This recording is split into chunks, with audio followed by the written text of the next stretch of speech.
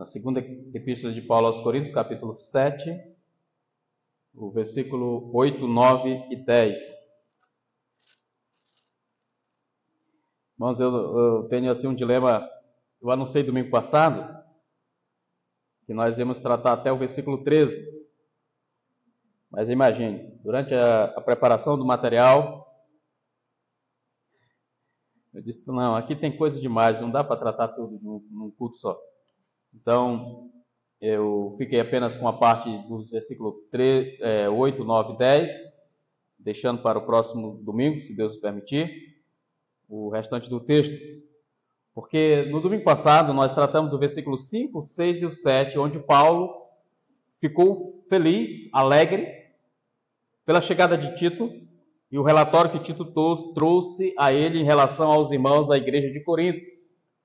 Então Paulo estava muito ansioso, preocupado, porque ele enviou uma carta àquela igreja, uma carta dura, que não foi preservada, nós não temos essa carta. Possivelmente foi a terceira carta que Paulo escreveu àquela igreja, porque, segundo os estudiosos, Paulo escreveu 4 cartas à igreja de Corinto. Nós temos preservada nas Escrituras 2 cartas. Então, a primeira carta, na verdade, não foi a primeira, já foi a segunda, porque anteriormente ele já tinha enviado uma outra carta. E então ele enviou a segunda carta, que é a primeira que nós temos na Bíblia. Depois ele enviou essa carta triste, essa carta dura, que causou dor, sofrimento, tristeza na igreja de Corinto. E depois ele escreveu esta última carta, que é a 4ª carta, mas que na Bíblia é a segunda.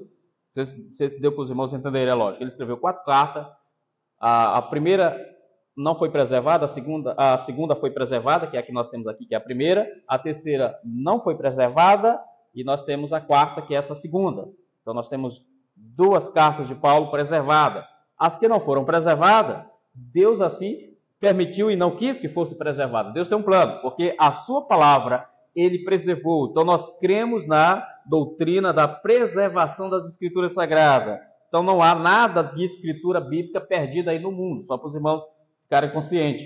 Então o que Deus quis revelar à igreja está aqui nas Escrituras Sagradas. Muito bem, então Paulo escreveu essa carta dura àquela igreja, ao ponto de entristecer aqueles irmãos. E Paulo, então, estava aguardando o retorno de Tito para ter notícias sobre as repreensões duras que Paulo fez àquela igreja. E Tito chega enquanto ele está escrevendo essa carta. Eu expliquei aos irmãos do domingo passado que essa carta foi escrita em algumas etapas. Como era feita em rolo, não em papel, como nós temos hoje. Então, Paulo ia escrevendo, viajava de uma cidade para outra, chegava lá, ele continuava escrevendo. E até o ponto que, quando ele estava já na Macedônia, possivelmente ali, então, Tito, ele se encontra com Tito. E aí ele se alegra grandemente e ele acrescenta isso aqui no texto, no texto que nós estamos tratando.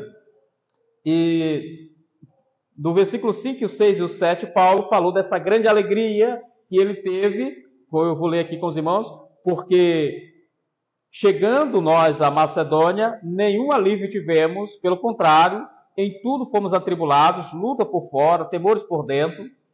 Porém, Deus, que conforta os abatidos, nos consolou com a chegada de Tito. E não somente com a sua chegada, mas também pelo conforto que recebeu de vós, referindo-nos à nossa saudade, à vossa saudade, o vosso pranto, o vosso zelo por mim, aumentando assim meu regozijo. Então nós tratamos sobre a alegria, né, de Paulo.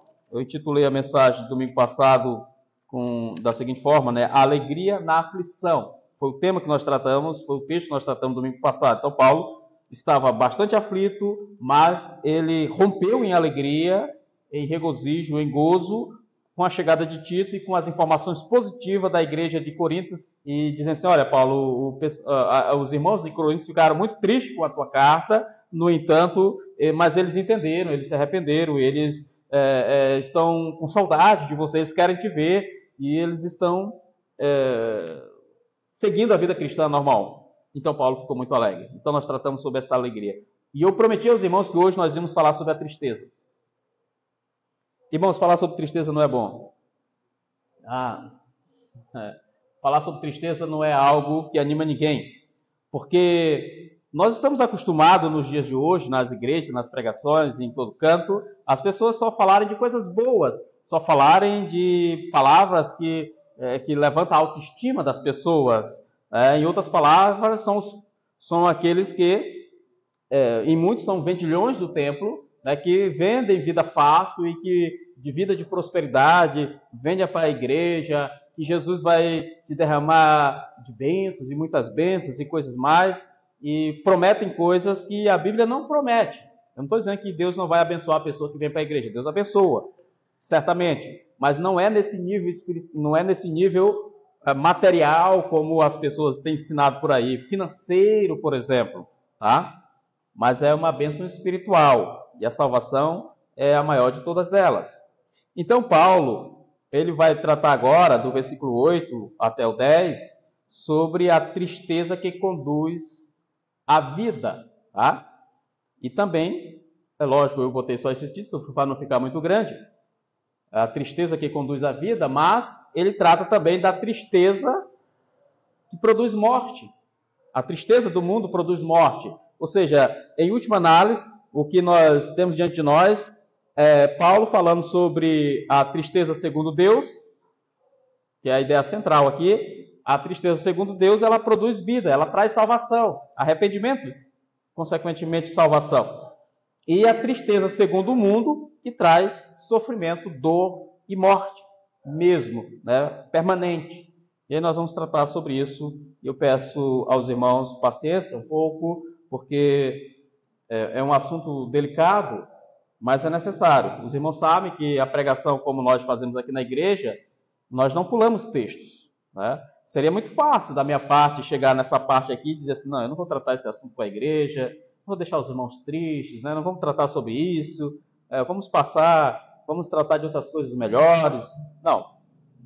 Os irmãos sabem que nós não fazemos isso. Nós seguimos todo o texto até o final, capítulo por capítulo, versículo por versículo, livro por livro da Bíblia. Então vamos lá. Primeira parte, irmãos. O versículo 8 diz: portanto, ainda que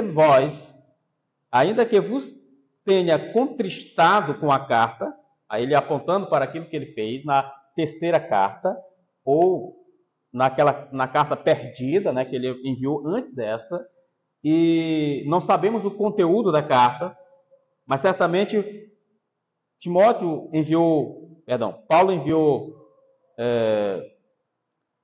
Silas, né, ou no caso aqui Tito, né, para a igreja de Corintos, com esta carta, com uma missão: disciplinar um irmão, ou alguns irmãos, mas especialmente um irmão, que estava provocando desordem na igreja, estava desobedecendo as escrituras sagradas, as orientações do apóstolo ou dos apóstolos, né? A orientação de Cristo. Não estava seguindo Cristo como deveria. Estava sendo um péssimo testemunho para a igreja em Corintos e precisava ser disciplinado. E parece que essa pessoa que estava para ser disciplinada, ela tinha uma certa influência sobre as outras pessoas da igreja. E então Tito tinha essa grande missão de levar essa carta, ler perante a igreja, explicar para a igreja. Tito ali era o porta-voz do apóstolo Paulo, como eu já expliquei no domingo passado. Então essa foi a razão porque aqueles irmãos da igreja de Corinto ficaram tristes. E nós precisamos ler esse texto à luz daquilo que Paulo escreveu no capítulo 2 dessa mesma carta. Os irmãos puderem abrir, no capítulo 2 da segunda carta de Paulo aos Coríntios, do versículo 1 ao versículo 4, nós já tratamos sobre isso aqui, né, já fizemos essa exposição. Paulo diz o seguinte: isto deliberei por mim mesmo, não voltar a encontrar-me convosco em tristeza. Olha aqui, Paulo falando sobre a questão da tristeza aqui, que os coríntios ficaram. Porque se eu vos entristeço, quem me alegrará? Senão aquele que está entristecido por mim mesmo.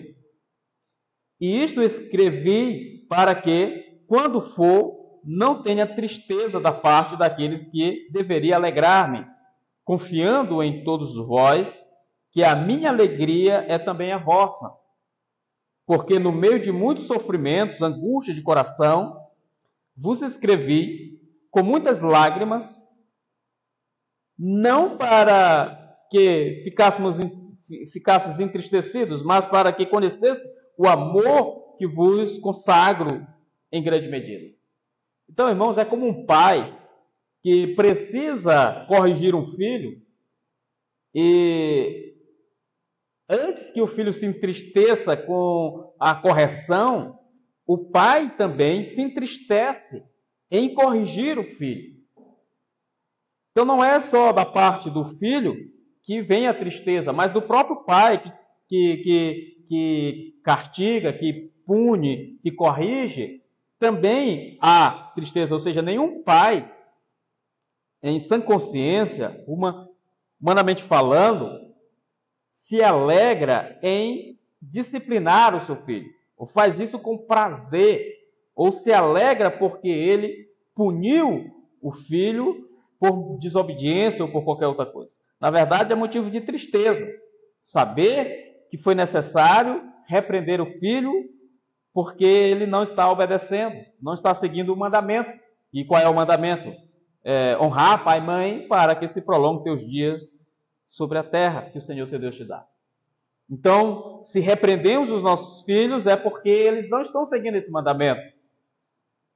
E se eles não estão seguindo esse mandamento, isso quer dizer, possivelmente, que o nosso ensino não está sendo bom, ou que simplesmente eles são a si mesmos, caídos, depravados, porque são, todos nós somos, e precisam da graça de Deus para seguir a lei do Senhor. Então, voltando ao texto do capítulo 7 de Coríntios, 2 Coríntios. Então, o versículo 8, Paulo continua falando. Porque, ainda que vos tenha contristado com a carta, não me arrependo. Paulo está dizendo, olha, vocês ficaram tristes. Eu também fiquei. Fiquei muito triste. Mas não me arrependo de ter feito isso. Faria de novo, se fosse necessário. Talvez passasse na mente de Paulo dizer isso, mas eu digo aos irmãos, sem nenhum medo, Paulo está aqui convicto de que o que ele fez certo. Então, apesar de ter trazido dor, sofrimento, tristeza para aquela igreja, para aqueles irmãos, Paulo também ficou da mesma forma. Como eu disse aos irmãos, a tristeza não é só para aquele que é corrigido, mas para quem corrige também. Então, Paulo diz, não me arrependo de ter enviado essa carta dura para vocês, de ter repreendido vocês duramente pelos erros de vocês, pelo pecado de vocês. E aí ele continua dizendo, embora já me tenha arrependido. Aí os irmãos assim, poxa, calma aí, Paulo, o que é isso? Paulo diz que não se arrepende. E aí ele segue dizendo, embora já tenha me arrependido. É contradição de Paulo aqui? Não, irmãos, não é nenhuma contradição. Tá? Paulo não está se contradizendo nesse texto. Paulo simplesmente está dizendo, olha, houve momentos, como ele vai estar aqui entre parênteses, né, dizendo assim, vejo que aquela carta vos entristeceu por breve tempo. Tá? Já teve coisas que eu fiz, que eu falei para vocês, talvez, que possivelmente tenha me arrependido. Mas, de modo geral, Paulo está dizendo, não me arrependo. Certo? Então não é contradição aqui. O versículo 9, Paulo vai falar algo que diz o seguinte, agora me alegro, não porque foste contristados. Ou seja, mesmo tratando de sofrimento, de tristeza, esse texto, Paulo ainda ressalta a questão da sua alegria. Diz, olha, eu estou alegre, não porque eu entristeci vocês, não porque eu deixei vocês tristes, mas porque fostes contristados para arrependimento. Essa é a diferença, irmãos. Nós vamos ver essa diferença, como ele vai dizer no versículo, pois fostes contristados segundo Deus. A tristeza segundo Deus é uma tristeza boa. Tudo que vem de Deus é bom, irmãos. Os irmãos concordam com isso? Tudo que procede de Deus é bom. Até a tristeza. é boa. Eu vou mostrar isso aqui para os irmãos, segundo o que Paulo escreveu, e citando alguns textos das Escrituras, então, para provar isso. Porque Paulo vai falar agora dessa tristeza segundo Deus. E ele vai dizer isso com mais ênfase no versículo 10, quando ele diz: porque a tristeza segundo Deus produz arrependimento para a salvação, que a ninguém traz pesar. E aí, nós voltando ao versículo 9, quando ele diz: agora me alegro, não porque fostes contristados, mas porque fostes contristados. Toda vez que eu falar contristado, irmãos, que está aqui no texto bíblico, na versão que nós estamos utilizando, outras versões vão trazer tristeza mesmo, tá? Tristeza. Mas aqui está contristados. Então, quando eu falo contristados, eu estou falando de tristeza. Paulo está falando de tristeza. Quando ele diz: agora me alegro, não porque fostes contristados, mas porque fostes contristados para arrependimento. Ou seja, é a tristeza que conduz ao arrependimento. Por isso o título que eu trouxe hoje aos irmãos é A Tristeza que Conduz à Vida. Então essa tristeza é boa. Essa tristeza, todos nós passamos por ela em algum momento da nossa vida. E ela, antes de ser um conceito simplesmente da psicologia, como alguns tentam trazer para nós e nos vender a ideia, porque, inclusive, eu estava dando uma olhada no material do Daniel Goleman, que é foi o conhecido, assim considerado, como o papa da psicologia ou da inteligência emocional. Ele escreveu esse livro há uns anos atrás. Inteligência emocional, a teoria revolucionária que define o que é ser inteligente. Falando sobre inteligência emocional. E aí ele vai tratar em alguma parte desse livro sobre a melancolia. E ele vai mostrar que, por exemplo, o controle da melancolia. O que é isso? Ele está falando de tristeza. Ele vai mostrar que a tristeza, em algum nível, é normal na vida do ser humano. A psicologia admite isso. No entanto, você pode ficar triste por vários motivos. Você perdeu um ente querido, você perdeu o emprego, sei lá, você está endividado, você tem problemas no relacionamento, você está com problema com os filhos, você tem problemas social, sei lá. Existem vários motivos porque as pessoas ficam tristes.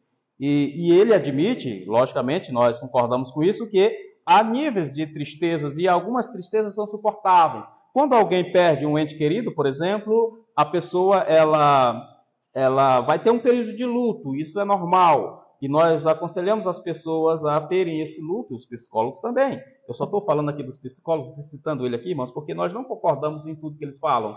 Nós discordamos da abordagem que eles dão sobre este assunto, especialmente sobre a questão da tristeza. Porque para eles a tristeza nada mais eu até anotei aqui, eu fiz uma anotação que diz o seguinte: a psicologia vê a tristeza como algo a ser compreendido e administrado. Então, você senta lá no divã para conversar com o seu terapeuta, com o psicólogo, então ele vai fazer com que você conheça muito bem dependendo da abordagem que ele for utilizar. Se ele for fazer uma psicanálise, se ele for fazer, por exemplo, tratar a teoria comportamental, se ele for usar alguns outros, porque há várias abordagens dentro da psicologia, tá? Então, eles vão tentar fazer com que você compreenda a tristeza, esse sentimento, que eles chamam isso apenas de uma emoção. A tristeza é uma emoção como a alegria, como sei lá, a raiva, né? Basta ver quem já assistiu aí Divertidamente, né? O 1 e 2 trata dessas questões. Então, só para os irmãos perceberem. Então, ele diz isso. Mas a Bíblia, ela vê a tristeza como um instrumento de Deus para quebrantar o coração do homem. Então, a abordagem bíblica sobre a tristeza é totalmente contrária ao que a psicologia diz. Tá, irmãos?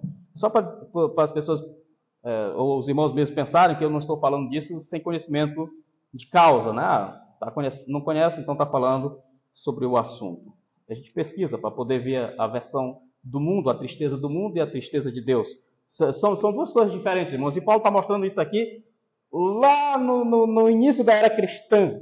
E nós ainda estamos debatendo essas coisas hoje. Tá?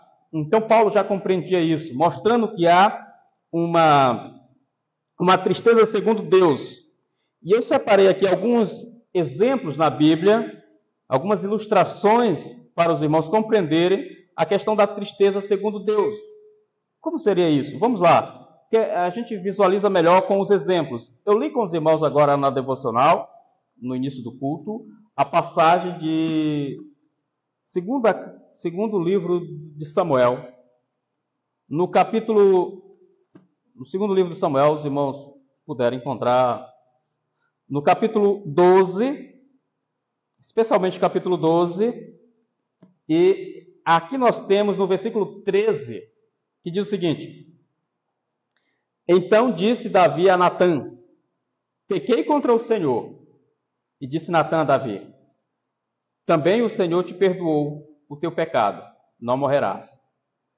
Irmãos, mas aí o que vem depois é terrível, irmãos. O versículo 14 diz: Mas posto que com isto deste motivo a que blasfemassem os inimigos do Senhor, também o teu filho que te nascer morrerá. Então Natã foi para a sua casa. E aí nós fizemos a leitura do versículo 15 até o versículo 25, agora há pouco, no início do culto, onde mostra que nasceu o filho de Betseba com Davi, um filho que foi fruto de um adultério, e Davi então enviou o seu amigo, marido de Betseba, para a frente de batalha para que fosse morto, para que ele não fosse descoberto. No entanto, Deus castigou Davi dessa seguinte forma: o menino adoeceu, o versículo 18 vai dizer: ao sétimo dia morreu a criança, e temia os servos de Davi informá-lo de que a criança era morta, porque dizia: eis que, estando a criança ainda viva, lhes falava, porém não dava ouvidos à nossa voz. Pois lhe diremos que a criança é morta? Ou seja, enquanto a criança era viva, Davi estava lá 7 dias, no chão, humilhado, triste, não comia, e orando e jejuando pelo seu filho para que Deus então poupasse a vida daquela criança, porque Davi sabia que Deus estava punindo Davi, por causa do seu pecado. Davi sabia disso, tinha consciência disso. Então, enquanto ele estava lá e a criança ainda estava viva, as pessoas iam lá, falavam com ele não dava ouvido, continuava clamando a Deus pela vida do seu filho. No entanto, irmãos, depois que a criança morreu, como nós fizemos a leitura, chegaram lá e Davi percebeu os amigos cochichando entre si, e então sentiu que a criança realmente já estava morta. Perguntou se a criança estava morta, eles disseram sim, está morta, morreu. E aí então Davi se levantou da terra, lavou, o versículo 20 está dizendo isso, né? Então Davi se levantou da terra, lavou, ungiu-se, mudou de veste, entrou na casa do Senhor e adorou, e depois veio para a sua casa e pediu pão, puseram diante dele e ele comeu. E então respondeu ele, disseram, né, o servo dele: mas como pode? E que é isto que fizeste? Pela criança viva jejuastes e choraste, porém depois que ela morreu, se levantastes e comeste pão. Ou seja, vida que segue, né? Enquanto a criança estava viva, ele estava lá chorando e clamando. E aí ele vai responder, no versículo 22, vivendo ainda a criança, jejuei e chorei, porque dizia: quem sabe o Senhor se compadecerá de mim e continuará viva a criança. Porém agora que é morta, porque jejuarei eu? Poderei eu fazê-la voltar? Eu irei a ela, porém ela não voltará para mim. E aí Davi continuou, teve outro filho com Betseba, que foi Salomão. Tudo mais. Então a grande questão aqui, meus irmãos, como eu até disse no início do culto, não existe razão nenhuma de nós plantearmos, de nós fazermos culto aos mortos, porque não há mais nenhuma razão. É lógico que nós devemos nos lembrar deles, sentir sua falta, somos humanos e assim devemos fazê-los, mas não em culto a Deus. Então Davi demonstra isso claramente aqui. E Davi esteve muito triste por este momento em que ele estava sendo punido pelo seu pecado. A razão da tristeza de Davi era a consequência do seu pecado, do seu adultério, do seu assassinato, da sua covardia, da sua crueldade. E Davi vai expressar isso muito bem, esse episódio, no Salmo 51, que está aqui nas Escrituras Sagradas. Então, quando Davi, passando esse momento de tristeza e dor, Aí o título do salmo é ao mestre de canto, salmo de Davi, quando o profeta Natã veio ter com ele, depois de haver ele possuído Betseba. Ou seja, em toda essa consequência, né, que teve a vida de Davi. Deus perdoou Davi? Deus perdoou Davi, mas ele sofreu as consequências do seu pecado. Tá? Então, ele vai dizer no salmo: compadece de mim, ó Deus, segundo a tua benignidade, segundo a multidão das tuas misericórdias, apaga as minhas transgressões, lava-me completamente da minha iniquidade e purifica-me do meu coração. Pois eu conheço as minhas transgressões e o meu pecado está sempre diante de mim. Pequei contra ti somente, e fiz o que é mal perante os teus olhos, de maneira que serás tido por justo no teu falar e puro no teu julgar. Eu nasci na iniquidade e em pecado me concebeu minha mãe. Eis que te comprazes na verdade, no íntimo, no recôndito, te fazes conhecer a sabedoria. Purifica-me como isopor e ficarei limpo. Lava-me e ficarei mais alvo que a neve. E aí segue, irmãos, todo este salmo, Davi clamando pela misericórdia de Deus, pelo perdão de Deus, confessando o seu pecado diante do Senhor. A tristeza que antecede, irmãos, o quebrantamento, a mudança de mentalidade, porque o arrependimento, a confissão de Davi, o arrependimento. Então, a palavra arrependimento que Paulo utiliza aqui no texto de Corinto, agora voltando para Coríntios, é a palavra grega metanoia, né? Então, parece uma linguagem dos meninos aí que vivem no mundo das drogas, né? Então, a noia, né? Então, é uma palavra grega, né, irmãos? De origem grega. Coisa tão boba, né? Mas o que é metanoia, né? O que é noia na mente dos criminosos, não digo dos usuários, né? É fazer a mente, fazer a cabeça. Então, na Bíblia, nas Escrituras, a palavra metanoia é mudança de mente, mudança de entendimento, é mudança de mente, de mentalidade. Totalmente diferente, né? Então, fazer a cabeça. Faz sentido, né, irmãos? Mas é mudar a mente, mudar as atitudes, né? Nós vamos ver no próximo domingo, no versículo 11, especialmente, como é que essa metanoia acontece na vida do ser humano, arrependido, de fato, aquele verdadeiramente arrependido, aquele que mudou a sua vida. Então, quais são os passos, os procedimentos que uma pessoa transformada ela vai ter na sua vida? Então, o versículo 11, por exemplo, diz: porque quanto cuidado não produziu em si mesmo, isto mesmo em vós, e segundo Deus foste contristados. Que defesa, que indignação, que temor, que saudade, que zelo, que vidima, em tudo deste prova de estardes inocentes neste assunto. Irmãos, só o versículo 11 daria um sermão inteiro para a gente tratar aqui. Então, por isso que eu deixei para o próximo domingo, para não trazer muita informação de uma única vez aos irmãos. Tá? Mas no próximo domingo nós vamos falar desses frutos, né? Ou dessas atitudes que uma pessoa convertida, com uma mente nova, renovada, com o coração transformado, ele age, ele faz, ele pratica. Muito bem, então, o texto, eu citei o exemplo de Davi para ilustrar dessa tristeza segundo Deus. Então, a tristeza que Davi sofreu, passou, foi uma tristeza que Deus mesmo determinou para o quebrantamento de Davi. A Bíblia fala de Davi como um homem segundo o coração de Deus. Era um homem segundo o coração de Deus, um homem que escreveu grande parte do livro dos Salmos, por exemplo. Só para os irmãos terem uma ideia. Quando nós lemos os Salmos de Davi, nós ficamos maravilhados de tanta sabedoria, de tanta beleza, de como ele louvava a Deus, como ele expressava os seus louvores a Deus. Mas mesmo assim, este homem sábio, este homem temente a Deus, este homem fiel a Deus, pecou feio diante do Senhor. E isso é uma demonstração, irmãos, que Deus ele não encobre os pecados nem mesmo dos maiores heróis da fé do período bíblico, quanto mais os nossos, né?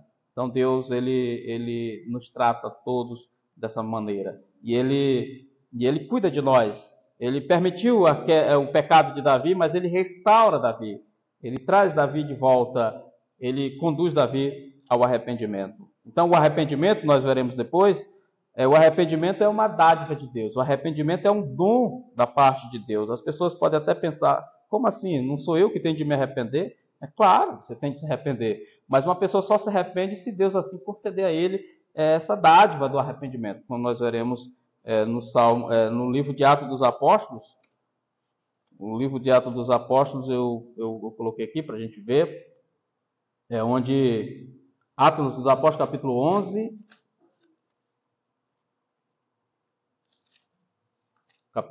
e o versículo 18. Atos dos Apóstolos 11, 18, que diz o seguinte: E ouvindo eles estas coisas, apaziguaram-se e glorificaram a Deus, dizendo: Logo também aos gentios foi por Deus concedido o arrependimento para a vida. Então veja, nós estamos falando aqui de Pedro fazendo a sua defesa com relação à pregação que ele fez aos gentios. E foi dito, olha, logo também aos gentios foi dado por Deus, foi por Deus concedido o arrependimento para a vida. Ou seja, até a pessoa dizer assim, eu me arrependi. Ele humanamente está falando, ele se arrependeu sim, mas ele só se arrependeu porque Deus permitiu, porque Deus determinou que ele assim se arrependesse. O arrependimento é um dom da parte divina. Tá? Muito bem, então, voltando à carta aos Coríntios, capítulo 7, segunda carta aos Coríntios, capítulo 7. E aí, então, no versículo 10, não, ainda no versículo 10, nós estamos tratando ainda dos exemplos, né, de tristeza, segundo Deus, e a gente viu o caso de Davi, agora vamos ver o caso de Pedro.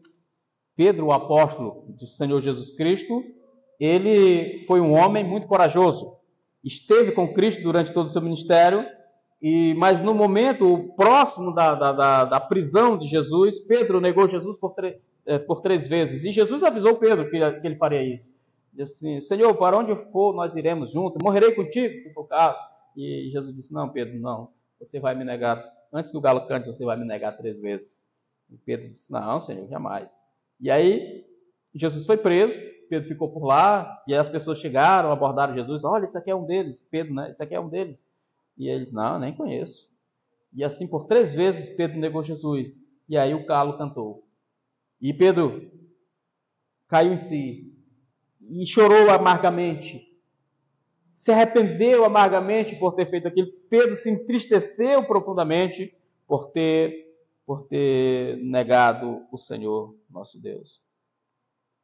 E aí, Pedro se arrependeu. E depois Jesus aparece a Pedro e restaura Pedro. E Jesus diz assim, Pedro, tu me amas? Aí Pedro diz, Senhor, tu sabe que eu te amo. E Jesus disse, conversando, Jesus disse assim, Pedro, tu me amas? Jesus perguntou uma vez, segunda vez, e Pedro disse, Senhor, tu sabe que eu te amo. Aí quando Jesus perguntou para Pedro, pela 3ª vez, Pedro, tu me amas? Aí Pedro não suportou, né, irmãos? Ele lembrou que ele tinha negado Jesus 3 vezes, e Jesus estava fazendo com que ele reafirmasse a sua fé nele 3 vezes, para mostrar que ele realmente o amava. E assim, Senhor, tu sabes que eu te amo, tu sabes todas as coisas, tu sabes que eu te amo. Então, Jesus diz, olha, então pastoreia minhas ovelhas, cuida desse rebanho.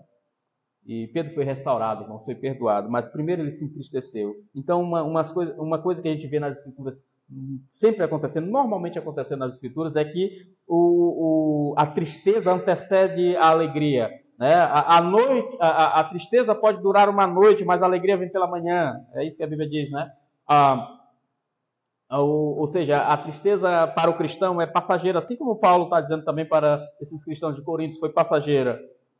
E então Pedro foi um homem perdoado por Deus, por causa disso. O outro exemplo que nós temos, irmãos, de tristeza segundo Deus nas Escrituras, nós poderíamos citar aqui diversos exemplos, mas eu separei só 3, para não ser tão longo. O terceiro exemplo, terceira ilustração é do caso do filho pródigo. O filho pródigo é aquele menino rebelde que ia pegar a herança dele e ia embora. É meio estranha essa história, né, irmãos? Porque como assim? O pai ainda está vivo, o menino vai querer a herança dele antes do pai morrer. Mas mesmo assim, a Bíblia diz, Jesus contou que o pai foi lá e pegou a parte da herança que era dele, entregou e ele partiu para o mundo com a sua herança, achando que era rico. E ali gastou tudo que tinha, com as meretrizes, com as festas, com as bebedeiras, e sabe lá o que mais. E depois que ele ficou sem nada, ele era judeu, numa terra distante, entre os gentios. Os judeus não suportavam os gentios, se os irmãos saberem. Para eles, os gentios eram impuros e imundos. A carne de porco nem se fala, né? A carne de porco era terrível. Então, Deus fez com que aquele rapaz, o filho pródigo, fosse contratado pelo gentil. Seu patrão era um gentil. Quem dava mais ordem para ele era um gentil. E a ordem que aquele gentil deu para ele foi que ele fosse cuidar dos porcos. Coisa que os judeus odiavam. E então ele foi cuidar dos porcos, alimentar os porcos. E ele desejava comer a comida dos porcos. Tanta fome ele passava. E ele pensou consigo, o meu pai, na casa dele, até os empregados lá têm comida em abundância e eu estou aqui padecendo de fome. Então vou ter. Aí ele toma uma atitude, né? A metanoia.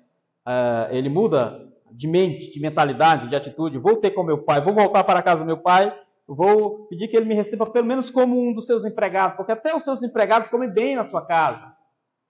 E ele volta. Abandona tudo e volta para o seu pai.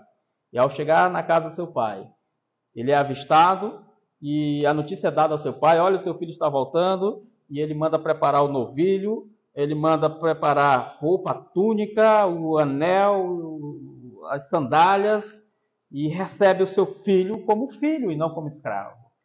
E houve grande alegria naquela casa, irmãos. Aquele filho que estava perdido reviveu, voltou à sua casa, se arrependeu seus pecados. Então, mas primeiro foi necessário que ele se entristecesse ao ponto de desejar comer a comida dos porcos, de estar com os porcos no chiqueiro, de descer ao mais baixo nível que ele poderia descer. Então ele foi contristado, segundo Deus, e se arrependeu dos seus pecados e foi salvo.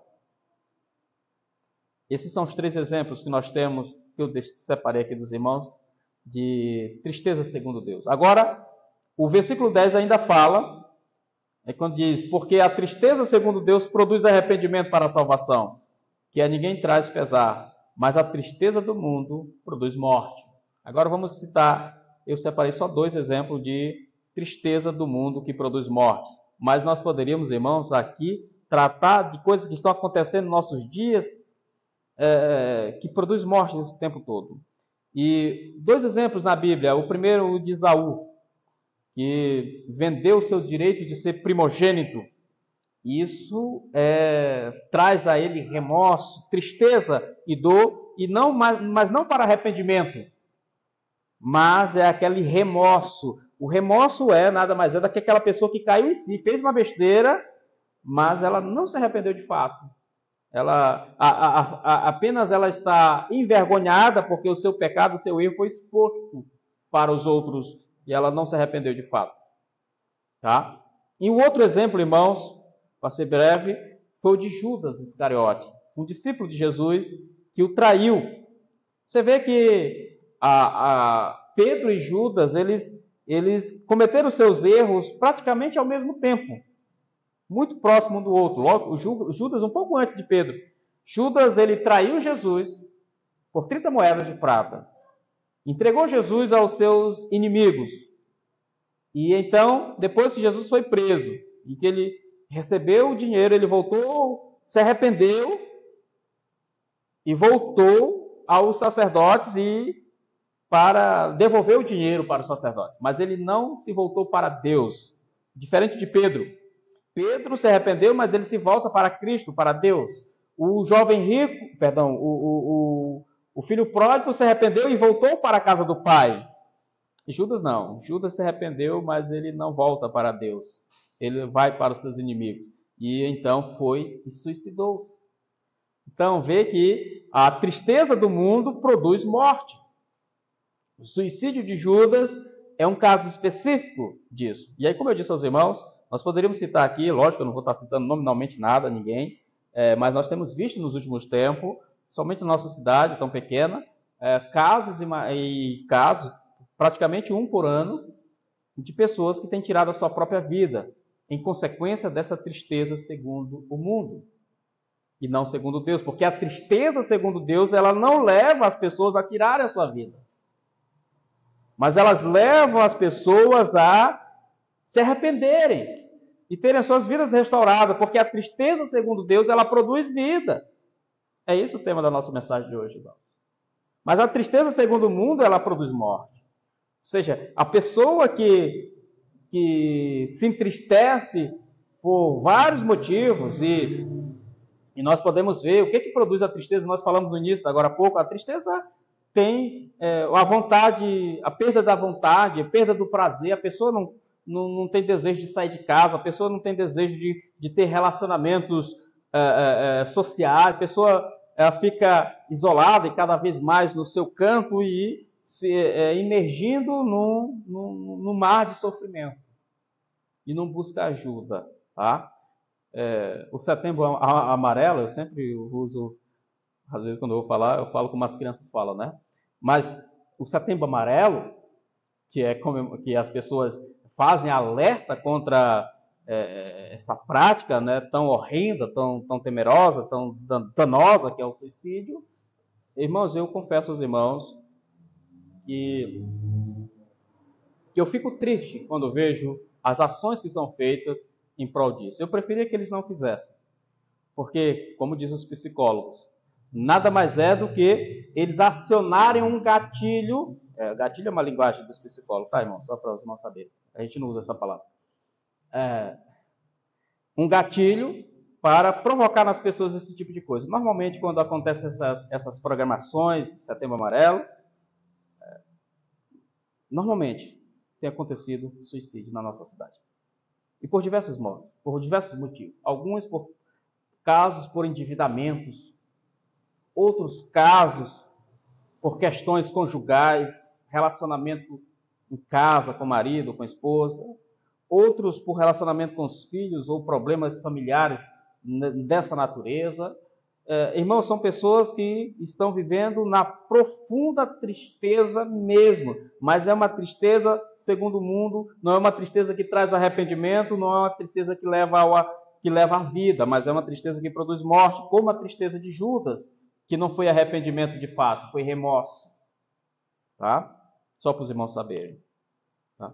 Então, o versículo 10, ele é bastante instrutivo, irmãos. Porque a tristeza, segundo Deus, produz arrependimento para a salvação. Que a ninguém traz pesar, mas a tristeza do mundo produz morte. Tá? E aí eu tive a curiosidade de dar uma pesquisada para ver como é que a psicologia trata dessa questão da tristeza. E como eu já até falei um pouco, a psicologia vai abordar que você precisa conhecer a você mesmo, você precisa conhecer as suas emoções, e você precisa controlar as suas emoções. É sempre assim, né? Mas, irmãos, a Bíblia não fala disso. A Bíblia, ela nos diz que se for uma tristeza segundo Deus, ela vai produzir coisas boas para nós. Mas se for uma tristeza segundo o mundo, então nós devemos abandonar isso, nós devemos nos arrepender. Porque a psicologia não fala de arrependimento. A psicologia não leva em conta o pecado. A psicologia não trata de pecado. Não existe pecado na psicologia. Então, quando a psicologia trata de como conceitos, né? Se a gente for ver na psicanálise, a psicologia vai tratar, por exemplo, toda a prática sexual pecaminosa, que a Bíblia trata como pecaminosa, a psicanálise vai chamar de outras coisas, né? Vai chamar, por exemplo, da complexo de Édipo, né?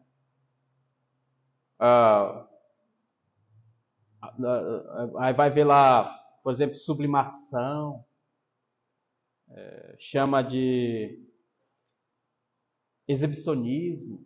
São vários conceitos que a psicanálise trata para descrever aquilo que a Bíblia chama de pecado, mas eles não chamam de pecado. E a gente sabe que toda a origem de todo mal, inclusive disso, da tristeza, é a queda, é o pecado, porque o homem foi criado no Éden para cuidar do Éden e viver eternamente em felicidade eterna, mas o pecado veio e afetou toda a nossa natureza, inclusive nessa área emocional, e nós sofremos por causa do pecado de Adão, que é o nosso pecado, que nós pecamos. Tá? Então, Adão era apenas o nosso representante. Meus queridos, eu separei aqui algumas aplicações, apesar de já ter feito algumas delas aqui, mas eu separei algumas aplicações para a nossa vida. A primeira, que eu já falei, citando o texto de Atos dos Apóstolos, capítulo 11, versículo 18. O arrependimento verdadeiro é fruto da graça de Deus. Não é nada criado pelo ser humano.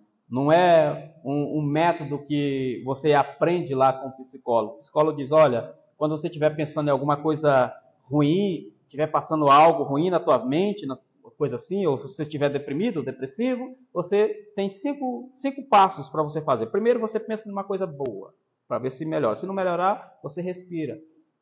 Aí tem os passos. Irmãos, eu não estou brincando. Isso é verdade, eles fazem isso. Irmãos, é brincadeira, né? Então, mas tudo bem. Então, mas a Bíblia não. A Bíblia vai dizer que o arrependimento verdadeiro, ele é fruto da graça divina. Deus derrama dessa graça sobre as nossas vidas. E o segundo é que a correção é a expressão do amor paternal. E eu falei sobre isso no começo. Então, quando um pai repreende um filho, ele está demonstrando o seu amor para com ele. O pai que não ama o seu filho, o pai que não repreende o seu filho, é porque não o ama, né? A Bíblia diz isso. Então, a correção é uma expressão de amor.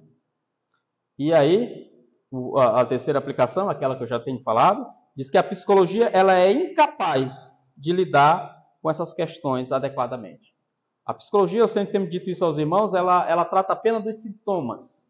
Porque o que é a psicologia em última instância, irmãos? A psicologia nada mais é do que o estudo da alma. Psique, alma. Logia é estudo do grego, né? Então, psicologia é estudo da alma.